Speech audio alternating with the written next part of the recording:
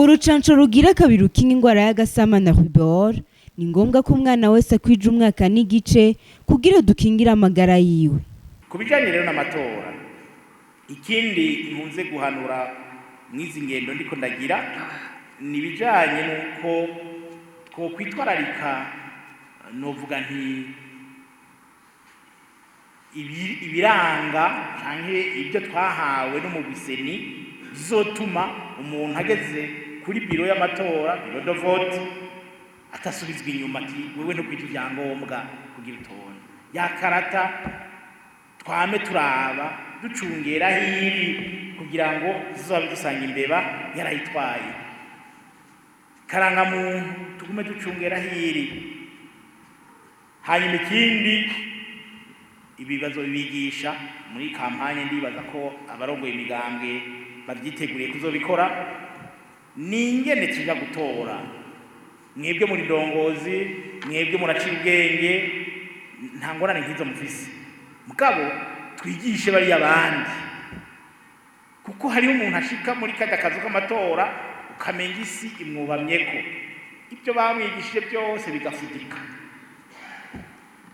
Aho yari gutera igikumu yavuye mu rugo abizi, akandi arafise icyo agomba kuja gutora, mugabo ikimenyetso kizokwerekana icyo yatoye akagikoresha nabi, hagaca haba rero amajwi y'imfagusa.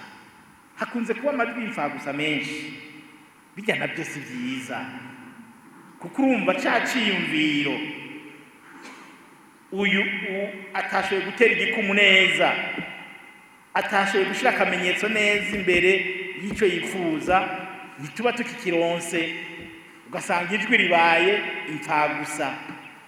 Kubera iki? Kubera ko atashize umutima hamwe, yageze hariya ugasanga hariho kujugumira, ibyo bamwigishije byose ugasanga birafuditse, birazimanganye.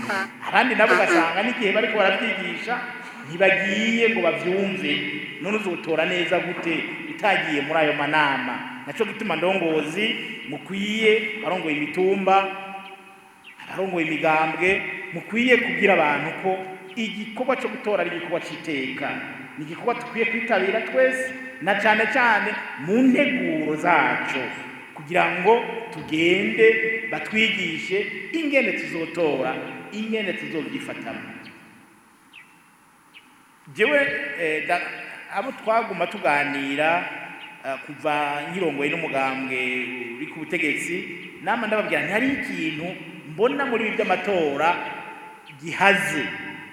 N'urwego nibaza ko byokozwe na seni nyene canke ubushikiranganje bw'intwaro hagati mu gihugu, ariko ibyo byose byokozwe n'abantu ataho begamiye, novuga nti atari imigambwe. Kwigisha ujya muntu atora, bakanoganza, bakamwigisha koko ingene atora n'akamaro ko gutora. Ibyo rero kenshi ukunda gusanga babihebera abanyamigambwe. Abanyamigambwe nabo urumva yigisha nyene nk'umunyamugambwe, yigisha biwe, mugabo hari hakwiye kuba uwigisha bose bari kumwe, abo migambwe itandukanye bari kumwe, bakabigisha koko, bakagira imyimenyerezo myinshi yo kugira ngo ibivuze by'amajwi y'imfagusa bigabanuke canke bihere, kugira ngo abantu batore koko hanyuma mubone neza ico batoye. Ibi rero twifuza yuko muri iyi minsi iri imbere, muri aya mezi ari imbere, ari byo twokorerako cane mu kwigisha abo turongoye. Urucanco rugira kabiri rukinga ingwara y'agasama na rubor ni ngombwa ko umwana wese akwija umwaka n'igice kugira dukingire amagara yiwe.